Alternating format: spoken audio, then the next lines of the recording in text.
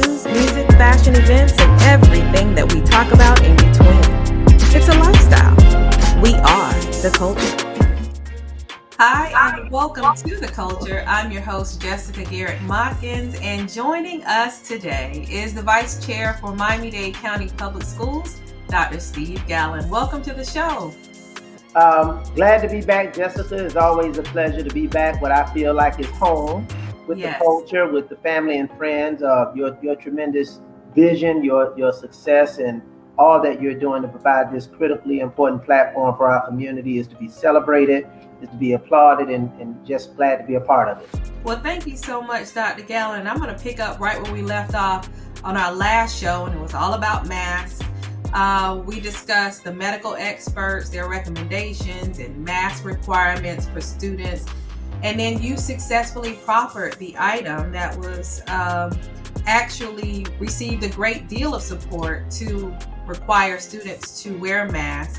And then I'm going over the data as to where we are right now. And reports show that the average COVID-19 cases with MDCPS per 100,000 have been on a decline since the last week, I believe in September. Yes. And that runs counter to what may have been anticipated. Look, we understand that once our schools open, our young people, especially those that are not vaccinated, had the proclivity to be super spreaders. And I don't mean that in a negative way, but young people can transmit COVID. They engage each other in very close proximity, close quarters. And we understood that going back into this school year. I want to commend my colleagues on the board, the 8 colleagues on the board that supported the item.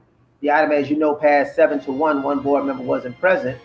And we took a bold step to embrace science, to debunk politics, and really to lean on the expert advice of our medical experts.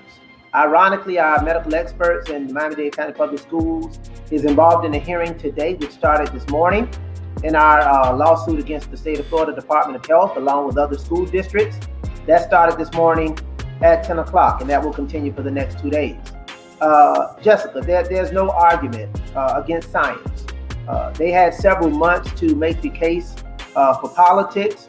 Medical experts had 2 hours to make the case for science, and within 2 hours, that case won, and the other case was destroyed.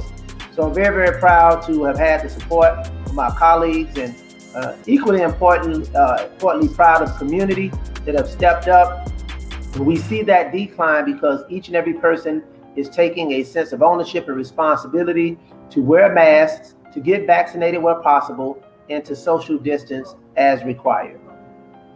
Now, you mentioned the legal case that's going on. I also read where there was a cut in funding. Do you have a response to that?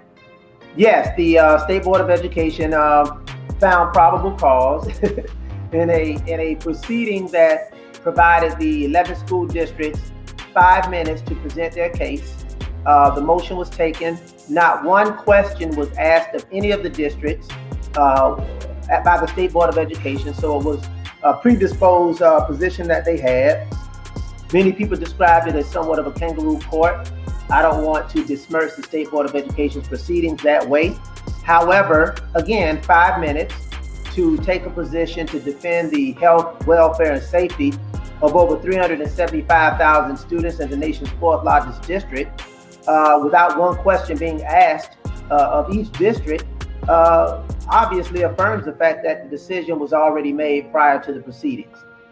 Subsequent to their finding, they are now imposing sanctions to withhold the funding for the compensation equal to the amount of the salary on a monthly basis for those board members that voted for the mask mandate.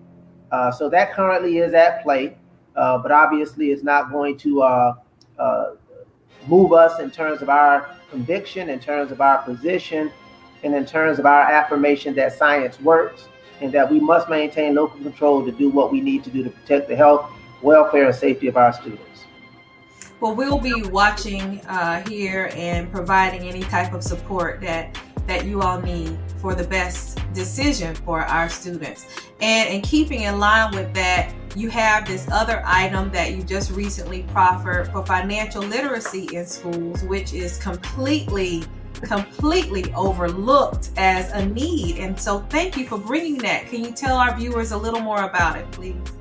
You know, Jessica, I've been honored and humbled to have proffered over 50 items during my first 4 years. Right now, I'm entering into my 5th year, and I guess I'm at about 60 plus items that have been successfully passed. And I want to say that I don't do very many resolutions, meaning I do believe that we have things that we can honor, but a majority of my items are action items. That means they are items that direct the superintendent to do certain things to move this district forward. Whether it's something in the area of economics, academics, community engagement, health, welfare and safety, equity, student discipline, my items have run the gamut. But ever so often, there are items that really speak to not only your head, but your heart, and they come from a special place of lived experiences. And they also come from a place like competitive cheerleading that's inspired by students. The financial literacy item was a combination of all three. It was an amalgamation of my lived experiences. It was an amalgamation of what our young people advised me of. I established a District 1 Student Advisory Committee, and it was a result of what was missing in the Miami-Dade County Public Schools, and quite frankly, schools across the state and nation. At my Student Advisory Committee, I asked the students one question. I asked them several questions, but the key question was, do you believe that Miami-Dade County Public Schools prepares you for life after high school? The response was not about college. It was not about the workforce. The response was about financial literacy. And one of our graduating seniors, who will be graduating high school in 8 months, said she does not know how to balance a checkbook. She has no sense of the importance and value of credit. She did not understand what was a foreclosure, so she didn't have the nexus between mortgages and financing and foreclosing, and basically that's not paying your bill. They had no sense of financial literacy. And that was 100% of the students in that room, and that was middle and high school students. So that was the catalyst for that particular item, along with the fact that I am the youngest of 6 children. My father had an 8th grade education, died with no life insurance. My mom got her GED at 45 years old at Dorsey, retired from the Miami Herald late into her career. So I did not necessarily come from money. I started my career as a teacher. But having some sense of insight and education and advisement of people, I made very sound economic decisions. And that's why I'm blessed and honored to be able to sit here this afternoon with you in the house that I first purchased. This is my first house. And I'll say this parenthetically. When I purchased this house, under the advisement of a very wise person, I got a 15-year mortgage. I didn't get a 30-year mortgage. Somebody told me that there was an option. But that's just an example of financial literacy. And as I started to understand the concept of paying myself and investing in myself and investing in my future, not totally relying on the Florida retirement system, obviously that has been tremendously beneficial to me personally, but I can assure you it's been beneficial to me financially as well. And I think we have an obligation to impart that same knowledge, wisdom, and insight to our students, especially students who will not get that insight, who will not get that education, who will not get that knowledge at home. So the school system does have a responsibility, and I'm very excited that that item passed unanimously. We can look forward to some exploration of financial literacy being in our curriculum, in our classes for the next school year. Oh, awesome. That's quick. Oh, we let's work. It's not let's go anymore. First 4 years, it was let's go. This next iteration, it's let's work. All right. Well, let's work. I'm excited about that. And what grade would that type of programming begin? There may be some integration at the elementary school level, but the way that I wrote the item, and there has been an argument that the district integrates financial literacy, but I'm not talking about integration. I'm not talking about infusion. I'm talking about an isolated, discrete course that brings that level of deliberateness, that level of intentionality, and it only can come through a standalone elective course. Mm-hmm. So at the middle and high school, that will be a standalone elective option for students to choose, and in some cases, a course that can be assigned to students as we move toward some kind of requirement over the next several years. Awesome. Awesome. Thank you for that. And then there was another very important item that you proffered, planning for the potential influx of Haitian immigrants, or Haitian immigrant students. Tell us about it. Yes, that was a result of what we saw, the horrific conditions that vexed our Haitian brothers and sisters, the dehumanization of them at the border in Texas. I mean, it was almost a throwback to an uncivilized set of circumstances with our families, our women, our children, our babies, who were trying to pursue freedom and who were trying to transition into a better life and better opportunity here in the United States. As a result, we can anticipate that those efforts won't cease. And I think every now and then we need to take a step back to look forward. And part of looking forward is to plan for that particular influx. Look at our policies, look at our procedures, look at our partnerships. We have tremendous partnerships in the Haitian community that can work shoulder to shoulder with us in this particular work to make sure that as students prepare to transition not only into our country but into our schools, that we are fully equipped, fully prepared, and more importantly, fully committed to bring forth the confidence, the courage, and the compassion to receive those students and get them off to a great start. What an awesome idea to just have the foresight of it, Steve. So excellent. Congratulations again on always being a champion for right. I have another topic I want to switch gears to. You had this disparity study. There was an observation on the economic front. Can you give us an update, please? Oh, absolutely. When I ran in 2016, I set my platform, if you will, on three segments. Obviously, education, as we're a school system, but my platform also had a focus on equity, providing an equitable opportunity for all of our students and stakeholders, and also the economics of the school system. Our school system is a multi-billion-dollar business. This year, we passed the largest budget in the Miami-Dade County Public Schools history, topping $7 billion, topping $7 billion. Obviously, we may not realize a budget that substantial in the future because this was a part of the federal funds that came with the stimulus following the COVID-19 pandemic, the ESSER 1, ESSER 2, and the American Rescue Plan Act. That being said, the disparity study that preceded my arrival identified economic disparities in terms of Blacks, women, minority-owned businesses having a fair opportunity at the economic pie of the Miami-Dade County Public School System. The first iteration of that disparity study confirmed the disparity in the construction business. So it was unquestioned that there was disparate treatment of Blacks, specifically women, veteran, and minority-owned businesses in terms of getting opportunities for construction contracts in the district. That was confirmed. A set of protocols have been put in place to move that along, and obviously it's a journey that we must continue. The disparity study 2 went beyond the construction. That looked at procurement. How do we spend money? Paper towels, bathroom tissue, pencils, paper, milk, food. I brought forth an item, Jessica, that people didn't even contemplate, is that we have a multi-million dollar, over $100 million segment of our school district. A budget is spent on food and nutrition. And in some cases, watch this, 0 Blacks were participants.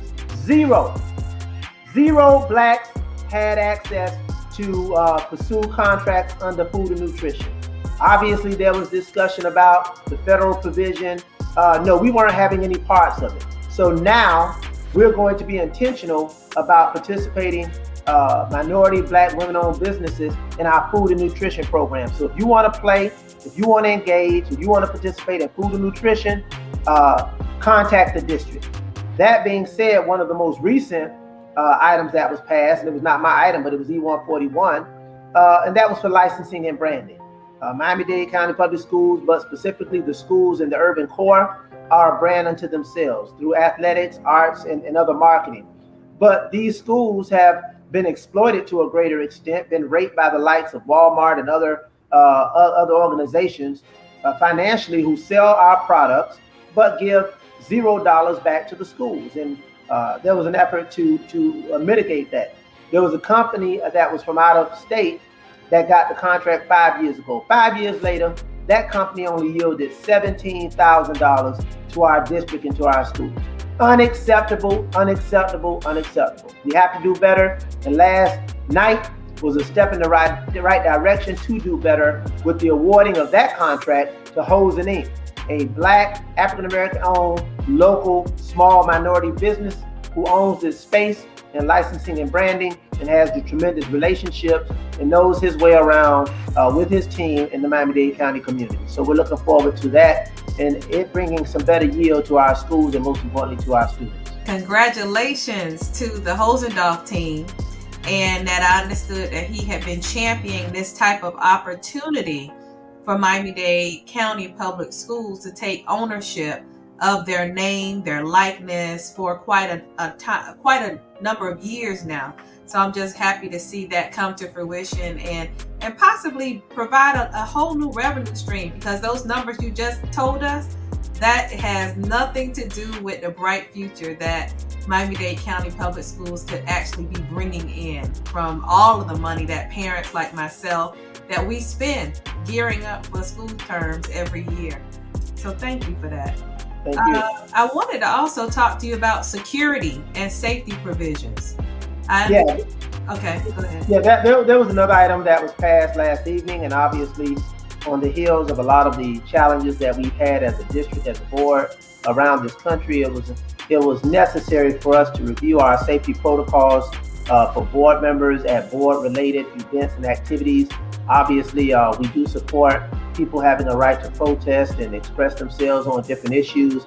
But what we have seen in some cases is that some of these instances have become potentially violent and potentially disruptive. And to the extent that we need to take a review of that and make the necessary adjustments and protocols and provisions for our board members, our superintendent, our administrators, our employees. We have school police, obviously, at the school site for our students, but we also have board members and staff members who may be potentially exposed to some challenges, and that we need to take a look at that particular area. Obviously, security is an area that we don't get into too many details because we don't want to reveal some of the strategies that we're employing for people who may want to do harm. But obviously, that item was for us to take a deeper dive in looking at that moving forward. Thank you, Dr. Gallen. Any closing thoughts and any way that we as a community can assist you with any of the efforts that need to go forward for Miami-Dade County Public Schools? As I always say to the community, stay informed, get involved. Information allows you to be engaged. Engagement allows you to be empowered. And once you're empowered, you have power. It's EM powered. We need you to leverage your power to move things for our school district, move things for our schools, move things for our community, but most importantly, move things in the right direction for our children. So again, thank you, Jessica. It's always a pleasure to be here at home on The Culture. I want to wish you and your team continued success, and let's not stay away from each other too long. We got so many things to do and so many things to talk about, and it's always exciting. Thank you so much. Yes, thank you. We have to be intentional. And don't forget to you, our viewers, to join us tonight at 6 p.m. right here on YouTube Live, Facebook Live, and Video Mix Live for another edition of My 2 Cents. Grab a drink, set your clock for a good time. Thanks for joining us. The Culture is produced and owned by the Culture Media Group and cannot be reproduced or broadcast without written consent. All rights reserved 2021.